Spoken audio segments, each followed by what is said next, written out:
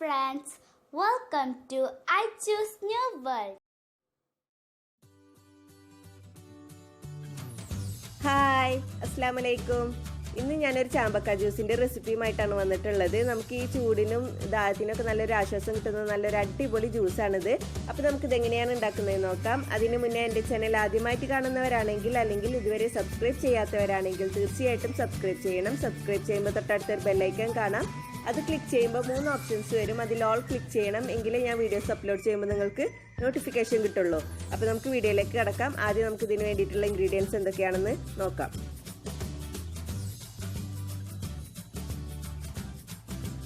അപ്പോൾ ഇത് ഞങ്ങളുടെ വീട്ടിലുണ്ടായിട്ടുള്ള ചാമ്പക്കയാണ്. സത്യം പറഞ്ഞാൽ ഇതിൻ്റെ പേരെന്താണെന്ന് എനിക്കറിയില്ല. ഒട്ട് മേടിച്ച് വെച്ചിട്ടുള്ളതാണ്. ഇത് കഴിക്കാൻ നല്ല ടേസ്റ്റുള്ള ചാമ്പക്കയാണ്. നമ്മുടെ സാധാ റോസ് ചാമ്പക്ക ഉണ്ടല്ലോ, അത് ചെയ്യുന്നത് പോലെ തന്നെ ഇതും നമുക്ക് ഉപ്പിലിട്ടേക്കാനും അച്ചാറിടാനും ജ്യൂസ് ഉണ്ടാക്കാനൊക്കെ പറ്റും. പക്ഷെ നമ്മൾ ഈ ചാമ്പക്ക വെച്ചിട്ട് ജ്യൂസ് ഉണ്ടാക്കുകയാണെങ്കിൽ റോസ് ചാമ്പക്ക വെച്ചിട്ട് ഉണ്ടാക്കുന്ന ജ്യൂസിൻ്റെ അത്രയ്ക്ക് കളർ കിട്ടില്ല. ആ ഒരു പ്രശ്നം മാത്രമേ ഉള്ളൂ. പക്ഷെ ടേസ്റ്റ് അടിപൊളിയായിരിക്കും. അപ്പോൾ ഞാൻ ഈ കാണിക്കുന്ന ജ്യൂസിൻ്റെ റെസിപ്പി വെച്ചിട്ട് നിങ്ങൾക്ക് റോസ് ചാമ്പക്ക വെച്ചിട്ടും ജ്യൂസ് ഉണ്ടാക്കിയെടുക്കാം. അപ്പോൾ നമുക്ക് ജ്യൂസ് ഉണ്ടാക്കാൻ തുടങ്ങാം. അപ്പോൾ ഞാൻ അതിൽ നിന്ന് കുറച്ച് ചാമ്പക്ക പൊട്ടിച്ചെടുത്തിട്ടുണ്ട്. ഇനി ഇത് മുറിച്ചെടുത്തിട്ട് നമുക്ക് ഇതിൻ്റെ കുരു കളയണം. അതുപോലെ തന്നെ അതിൻ്റെ മുകൾ ഭാഗവും ചെത്തിക്കളയണം.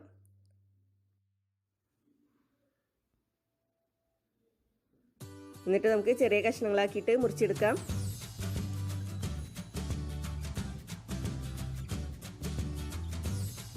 ഇപ്പം ഞാൻ ചെറിയ കഷ്ണങ്ങളാക്കി എടുത്തിട്ടുണ്ട്.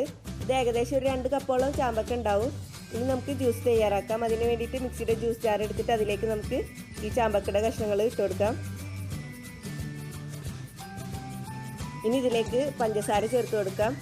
ഞാനിപ്പോൾ ഏകദേശം 4 ടേബിൾ സ്പൂണോളം പഞ്ചസാര ചേർത്ത് കൊടുക്കുന്നുണ്ട്. മധുരമൊക്കെ നിങ്ങളുടെ പാകത്തിനനുസരിച്ചിട്ട് ചേർത്ത് കൊടുക്കാം. ഒരു ചെറിയ കഷ്ണം ഇഞ്ചി ഇട്ട് കൊടുക്കാം. 2 ഏലക്കായ ഇട്ട് കൊടുക്കാം.